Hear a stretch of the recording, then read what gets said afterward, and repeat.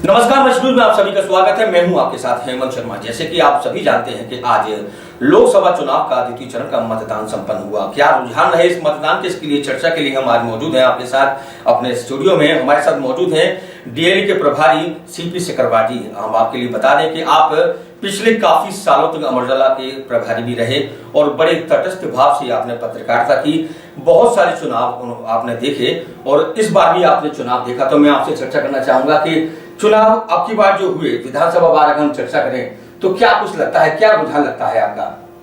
देखिए, ये जो चुनाव है, इस चुनाव में अगर हम चर्चा करेंगे जैसे आपके साथ में विधानसभा के हिसाब से, जाति के हिसाब से, इसके अलावा जो मुद्दों के हिसाब से हर एंगल से चर्चा हो सकती है। तो जैसा आप हेमंत जी बता रहे हैं कि जाति के हिसाब से, बिल्कुल, तो इसमें सबसे पहले हम, क्योंकि ये मथुरा है, मथुरा में जाट बहुल बोला जाता है और वैसे भी और बिरादरियों से जाटों की संख्या ज्यादा है। बिल्कुल, नंबर वन की स्थिति में आती है।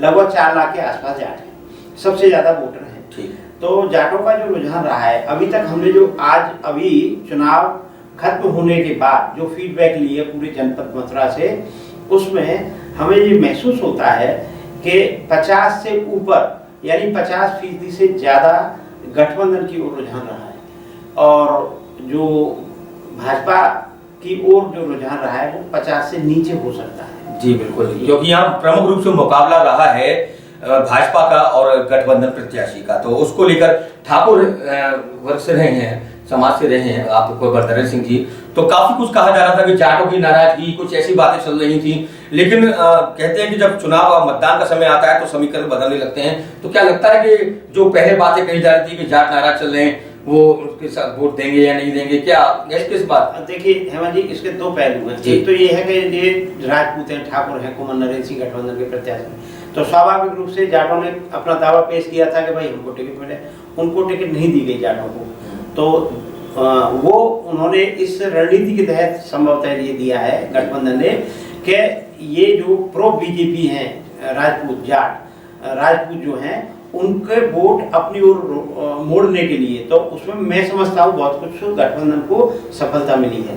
क्योंकि जिस तरीके की हमारे पास अभी शाम को 6 बजे ये फीडबैक जो आ रही है, जनपद में 60% यानी 60% वोट ठाकुरों के गठबंधन को जा सकते हैं। जी, ये है मोटे तौर पर। क्योंकि जो हमारे जनपद में देखिए ऐसा फरेक तरफ तरकरगार है, नरी सेमरी छाता के आसपास जादौन ससौदिया हैं और राघव हैं इधर सुरील के आसपास, और दूसरे और भी छोटे छोटे पॉकेट्स में राजपूत हैं। सभी जगह से हमने जो रुझान लिया है वो 60-65 के बीच है। क्योंकि वैसे भी कैंडिडेट राजपूत हैं, ठाकुर हैं, उनका व्यक्तिगत असर है और वो राज परिवार से हैं, इस कारण ये माना जा सकता है कि 60 के आसपास उनको वोट मिलना चाहिए। 60। अगर हम विधानसभा बार चर्चा करें तो सबसे पहले क्षेत्र आता है छाता का। यहाँ से कैबिनेट मंत्री भी हैं चौधरी लक्ष्मी नारायण, उनका रुझान जो बीजेपी से है, क्या स्थिति रही होगी, क्या उनको कितना रुझान रहा होगा? बिल्कुल सही है। देखिए, जो बातें सामने आई अभी तक समीक्षा में, वो हेमंत जी ये था कि मथुरा विधानसभा से बीजेपी लीड करेगी और वाकई इस बार हमने भी महसूस किया है कि बीजेपी को काफी बढ़त मिलेगी।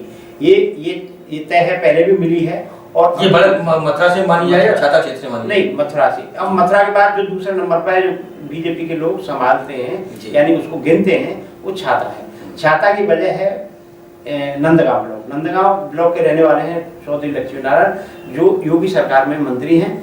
वो उनका जो वहाँ का जो जाट है वो प्रो लक्ष्मी नारायण चौधरी, न कि वो जैन चौधरी। यानी ये माना जाता है कि वहाँ नंदगांव ब्लॉक का जो जाट है वो चौधरी चरण सिंह के परिवार को इतना नहीं मानता जितना चौधरी साहब लक्ष्मी नारायण जी को मानता है। तो इस कारण एक बात। दूसरा, ये जो छाता है और जो आसपास के जो कुछ और इलाके ऐसे हैं जहाँ बीजेपी का अच्छा वर्चस्व है, तो ये तो रहा बीजेपी के लिए। लेकिन जो 14वां ब्लॉक है छाता विधानसभा में, वहाँ ठाकुर हैं, ज्यादातर ठाकुरों का है, और छाता ब्लॉक में इतने ही जाट हैं, इतने ही ठाकुर हैं, तो वो बैलेंस मान के चला जाए।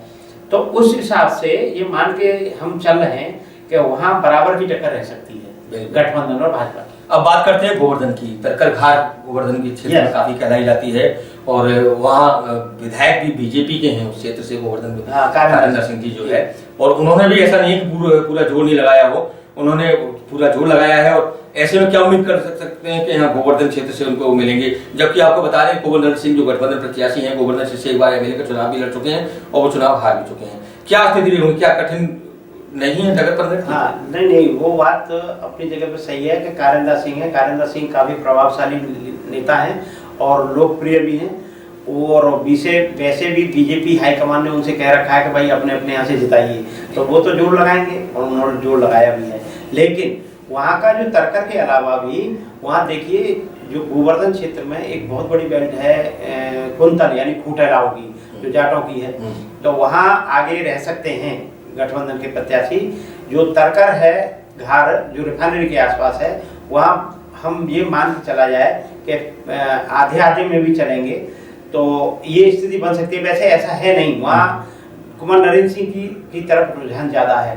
अब हम आते हैं गोवर्धन से इस साइड में जो आपके जो ठाकुरों की बेल्ट है गाठौली के आसपास, तो वहाँ भी गठबंधन प्रत्याशी को अच्छा समर्थन मिला है। बीजेपी का जो समर्थन मिला है वो कस्बों में है, यानी गोवर्धन शहर में, कस्बे में, राधाकुंड में, वहाँ ठीक है, वहाँ पोजीशन अच्छी है। जो ब्राह्मणों के गांव हैं वहाँ पर बीजेपी को अच्छा समर्थन मिला है। तो कुल मिलाकर के हम ये बात मान सकते हैं कि वहाँ बराबर की सी टक्कर है, और कुछ थोड़ा 19-21 का अंतर जो अगर है तो वो गठबंधन प्रत्याशी के लिए हो सकता है। अब गोवर्धन के बाद आता है बलदेव विधानसभा का नंबर, जहाँ के विधायक हैं पूर्ण प्रकाश, भाजपा के विधायक हैं। क्या उन्होंने भी जोर नहीं लगाया होगा? हाँ, ये बात सही है। पूर्ण प्रकाश ने पूरा जोर लगाया है। पूर्ण प्रकाश काफी प्रभावशाली नेता हैं, लेकिन आप ये देखिए कि सर्वाधिक जो जाट हैं वो विधानसभा के हिसाब से या तो नौवारी में है, या कुंटेल है, या बलदेव क्षेत्र में, बलदेव से लेकर के और आगरा के छोर तक, तो पूरी वो बेल्ट है जो नीरे गांव तक, बरौली, नीरा, नगला, कोस, वो ज्यादातर उनका रुझान गठबंधन प्रत्याशी की ओर रहा है। बीजेपी की तरफ भी रहा है, लेकिन वो इतना नहीं रहा। जितना नहीं रहा। कितना रेशो मानते हैं? हाँ, रेशो मैं समझता हूँ कि लगभग 50% से ज्यादा गठबंधन रहा है, 50 से नीचे ही रहा है। 50 जो ज्यादा मिल सकता है, जैसा कि उन लोगों का, जैसे हमने जो फीडबैक लिया, उन लोगों का कहना तो ये था कि भाई हम 65% में हैं, बाकी में बीजेपी है। चलिए, ये बात हो गई गोवर्धन की। अब बात आती है माठ विधानसभा क्षेत्र की, जहां विधायक हैं पंडित श्याम सुंदर शर्मा, जो बसपा से हैं और बसपा समर्थक भी हैं और बसपा के वरिष्ठ नेता भी हैं। बहुत कुछ चैलेंज उनके लिए चुनौती भरा रहा गठबंधन प्रत्याशी को जिताने को, क्योंकि गठबंधन प्रत्याशी बसपा में शामिल है। बिल्कुल, क्योंकि ऐसा है ना, उनकी स्वयं की इज्जत दांव पे है, और बसपा की सुप्रीमो मायावती आप जानते हैं, एक वोट कैसा मांगेंगी, उनको टिकट कभी मिलेगी, तो वो जिताना उनकी मजबूरी है। और वो वैसे भी हम देखें तो जो माठ क्षेत्र है, माठ में जो पहले आता है नौजील से यमुना पार की तरफ गुर्जर की बेल्ट, गुर्जर बेल्ट है, निषाद है, बहुत सारे वोट हैं, निषाद और गुर्जरों में बीजेपी आगे रही है, जैसा मेरे पास सूचना है, और आपने भी काफी भ्रमण किया है हेमंत जी, देखा होगा। अब आते हैं हम नौजील और बाजना साइड में, जहाँ नौवारी है, वहाँ गठबंधन प्रत्याशी आगे हो सकता है, क्योंकि वहाँ अच्छा रुझान रहा है और लोगों ने काफी उत्साह के साथ वोट दिया है। अब आते हैं हम टैटी गांव के आसपास जो ब्राह्मणों के वो है, वहाँ बीजेपी का कैंडिडेट को अच्छा समर्थन मिला है। इसके बाद जो सुरीर की बेल्ट है ठाकुरों की, वहाँ गठबंधन प्रत्याशी को अच्छी बढ़त मिल सकती है। अगर मैं 5 विधानसभा की बात करूं तो 5 विधानसभाओं में से 4 विधानसभा में बीजेपी के 4 विधायक हैं।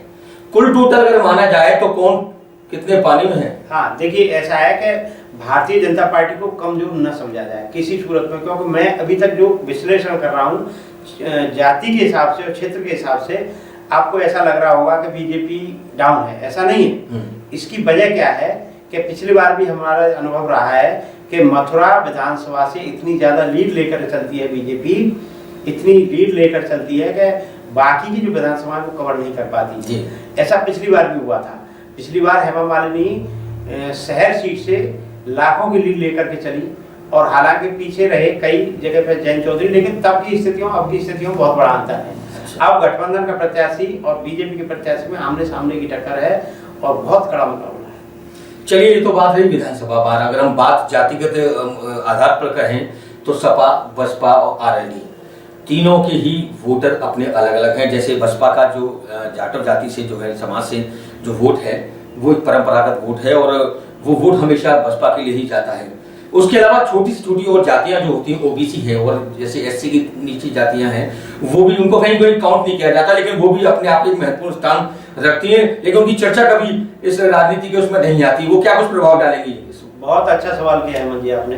देखिए, हम लोग जहाँ चर्चा करते हैं, चाय की दुकान पे, चौराहे पे, कहीं भी चौपाल पे, बिल्कुल, तो हम बड़ी जातियों की कर लेते हैं। जैसे जाटों की कर लेंगे, ठाकुरों की कर लेंगे, जाटकों की कर लेंगे, मुसलमानों की कर लेंगे, ब्राह्मणों की कर लेंगे या वैश्यों की कर लेंगे। तो ये माना जाता है कि क्योंकि मथुरा में स्थिति ये है कि वैश्य और ब्राह्मण प्रो बीजेपी, यानी बीजेपी की ओर है, तो बाकी की जो है उनकी ओर। तो जो जहाँ तक बात है, जैसे जाट है, ठाकुर है और मुसलमान है और यादव हैं और जाटव, ये जो है गठबंधन के जो दल हैं, सपा, बसपा और रालोद के समर्थक माने जाते हैं। तो हम ये मान के चलें कि इनका 50% से ज्यादा रुझान गठबंधन की ओर रहा होगा। लेकिन हमने जो संभाला नहीं, जो गठबंधन की हार का कारण बन सकता है, मैं पूरी तरीके से नहीं कह सकता, वो 4 लाख वोट है, उनको हम संभाल देंगे। जैसे 4 लाख में आप देखिए बघेल हैं, बघेलों की संख्या मैं समझता हूँ कि 50,000 से लेकर के और 80,000 के बीच है पूरे जनपद। सैनी हैं, कोली हैं, धोबी हैं, कुम्हार हैं, निषाद हैं, गुर्जर हैं। इतना बड़ा वोट बैंक है जो जिसका रुझान बीजेपी की तरफ ज्यादा है, बीजेपी की तरफ ज्यादा है। अब उसमें ये हो सकता है कि जैसे बघेल हैं, बघेल कुछ नाराज चल रहे हैं, तो बघेल हो सकता है 50-50 हो, लेकिन सैनी हैं, वाल्मीकि हैं, कोली हैं, निषाद हैं और आपके गुर्जर हैं, उनका रुझान बीजेपी की तरफ है। तो बहुत बड़ा वोट बैंक उनको मिलेगा बीजेपी को। तो आप ये भी तो देखिए कि जो कांग्रेस का आपके बार देखा गया है, अभी हम लोगों ने जब शहर का दौरा किया और खासकर अल्पसंख्यक जो वर्ग का क्षेत्र है, वहाँ मेरी कई लोगों से चर्चा हुई, उनसे मैंने बातचीत की अपनी व्यक्तिगत तौर पर।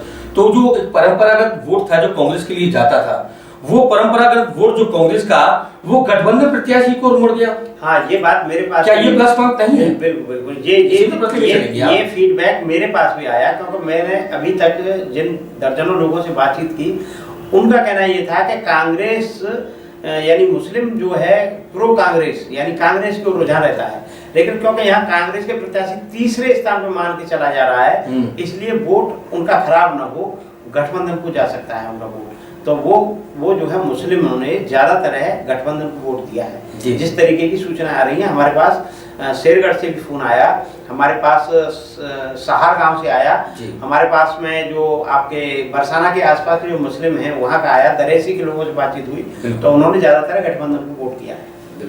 तो ये मान के चला जाए कि वो कांग्रेस के बजाय गठबंधन को आया है वोट। लेकिन जो युवा की बात आ रही है, नए वोटर्स जोड़े हमारे युवा के रूप में करीब 80,000 या समथिंग 1 लाख समथिंग जो है, इनके वोट कहाँ आपको लगता है जी, इनके वोट कहाँ गए? बहुत अच्छा सवाल हेमंत जी आपने किया। इन युवा वोटर्स को जो नए बढ़े हैं, यानी 2014 के बाद अब जो लोकसभा का चुनाव 2019 के, इस बीच 4 साल 5 साल में जो नए वोटर 18 साल पूरा किया है, इनका भी नहीं हम लोग गिनतियों को समान गिनते नहीं है, लेकिन लोग महत्वपूर्ण है। वो वोट लगभग 1 लाख के आसपास है। देखिए, बीजेपी वाले दावा करते हैं और नया जो वोटर है वो मोदी चिल्ला रहा है, यानी युवा जो है वो इतना एक उनका एक सोच, एक कोमल सोच है कि वो मोदी जी से प्रभावित है, वो मोदी जी की तरफ जाए। आइकॉन है उनके, आइकॉन है। लेकिन ऐसा नहीं कि जैसे कि बीजेपी समझ रहे हैं कि 100% वोट मिल जाए, ऐसा नहीं है। हाँ, 50-60% हो सकता है, 50-60 हो सकता है, 70 हो सकता है, लेकिन फिर भी 30-35-40% वोट गठबंधन को युवाओं का जाएगा। बिल्कुल, लेकिन रुझान बीजेपी की तरफ ज्यादा रहेगा युवा का। तो कुल टोटल ये तो सब मान के चल रहे थे कि इस बार जो लोकसभा का चुनाव है, इसमें सीधा मुकाबला है भाजपा और गठबंधन प्रत्याशी के बीच का। उसके बीच में जहां एक और हेमा मालिनी ने अपने विकास कार्यों को गिनाए और उन्होंने ये भी कहा लोगों के बीच में जाकर कि बहुत सारे विकास कार्य अधूरे रह गए हैं, वो उन्हें पूरा करना चाहती हैं। उस विकास कार्य को पूरा करने की खातिर आप मुझे इस बार जिताइए, अगली बार कोई और लड़ेगा, ये तो उन्होंने मंच से भी कह दिया था। और इधर दूसरी तरफ जो है, अगर कुंवर नरेंद्र सिंह जी गठबंधन प्रत्याशी की बात करें तो वो जमीनी नेता कहे जाते हैं, चाहे वो कोई रिक्शे वाला हो, चाहे वो कोई तांगे वाला हो, एनीबडी, कोई व्यक्ति हो वे व्यक्ति जो है हमेशा अपनी सिंपैथी रखता है कि हमारे लिए ये आप बता रहे हैं, ये बात हेमंत जी सही है। ये मुद्दागत बात है। मुद्दा यानी क्या है? मुद्दा ये हुआ कि हेमा मालिनी जी ने जो प्रचार किया वो ये कहा कि मैं जो अधूरे काम रह गए हैं उनको पूरा करने के लिए मुझे जिताइए। दूसरी तरफ गठबंधन प्रत्याशी ने कहा कि स्थानीय बनाम बाहरी का मुद्दा उछाला। और जहां तक राष्ट्रवाद की बात है, ये बीजेपी वालों ने कहा, लेकिन राष्ट्रवाद बात पूरी तरीके से लोगों के गले नहीं उतरी। राष्ट्रवाद एक 4 अक्षर का एक शब्द जरूर है, लेकिन एक पढ़ा लिखा बुद्धिजीवी वर्ग थोड़ा सा इस बात को महसूस करता है कि भाई बीजेपी राष्ट्रवाद की हिमायती है इसलिए वोट दिया जाए, लेकिन सभी नहीं। तो वो मुद्दा ज्यादा नहीं चला। यहाँ स्थानीय बनाम बाहरी और विकास और थोड़ा बहुत ग्लैमर और मोदी जी कर रहे हैं, ये सब मुद्दे रहे हैं यहाँ पर, जो हमारा मानना है।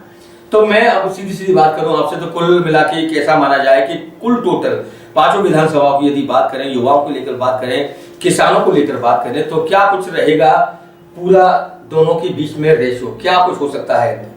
कौन 40 रहेगा, कौन 60 रहेगा, या कौन 50 रहेगा, या कौन 50-50 रहेगा, या देखिए अभी जो आंकड़े आए हैं वो 60% से ज्यादा के हैं। यानी हमारे यहाँ मथुरा में जो वोटिंग हुई है, शाम को हम 6 बजे आपसे बातचीत कर रहे हैं, तो 60% से ज्यादा वोटिंग का मतलब ये है कि भाई 40% वोट क्यों नहीं किया।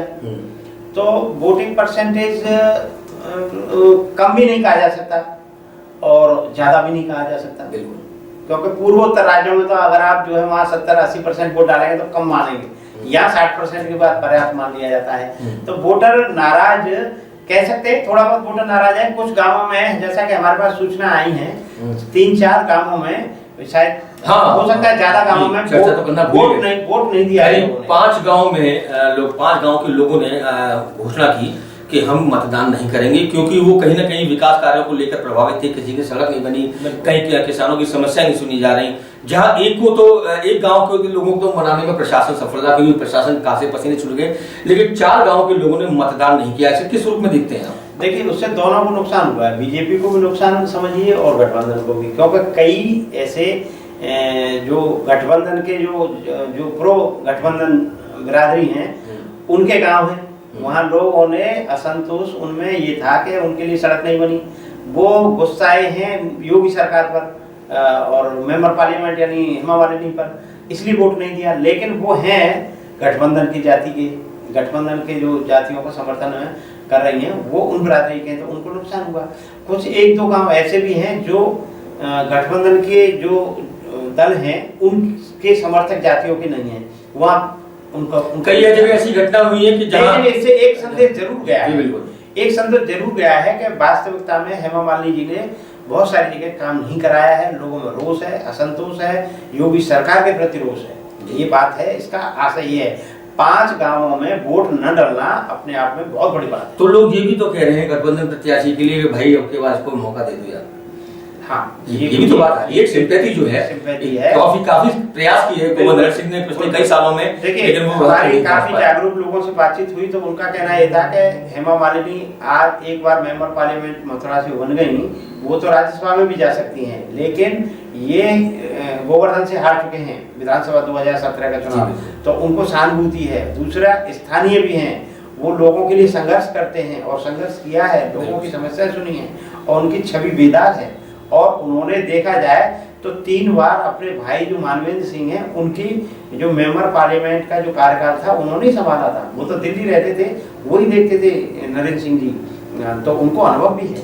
तो ये फैक्टर काम कर रहा है। हम 3 दिन पहले एक मीडिया की टीम आई थी लखनऊ से, उसके साथ मैं था, तो हम एक ब्राह्मण बाहुल्य गाँव में गए, पेठा गाँव गोवर्धन के पास, तो वहाँ के कई ब्राह्मण हमको मिले बुजुर्ग, उन्होंने कहा कि हम पर एहसान है इस परिवार के, हम लोग बीजेपी को वोट नहीं करेंगे, हम नरेंद्र सिंह को करेंगे, खोल करके बोल रहे थे। हमारे पास उनके नाम भी हैं। तो ऐसा नहीं है कि पूरी तरीके से ब्राह्मण या वैश्य वोट हेमा मालिनी को गया है, बहुत सारा वोट इधर भी आया है, वो किन्हीं कारणों के वजह से हो सकता है। और दूसरी तरफ ये भी है कि जैसे लोकदल जो जाटों का प्रतिनिधित्व करता है, बसपा का प्रतिनिधित्व जैसे जाटव है, तो उनके साथ पूरा वोट गठबंधन को मिल जाएगा, ऐसा भी नहीं है, बहुत सारा वोट गया है इनको बीजेपी को भी। तो कुल मिलाकर अब जो लबो लुआब है वो मैं आपसे पूछना चाह रहा हूँ कि क्या रहेगा मुकाबला, क्या रेशो रहेगा इस मुकाबले का, कौन बनेगा हमारे मथुरा जनपद का अगला सांसद? देखिए, ये तो अभी नहीं कहा जा सकता, लेकिन यहाँ मुकाबला बहुत पेचीदा रहा।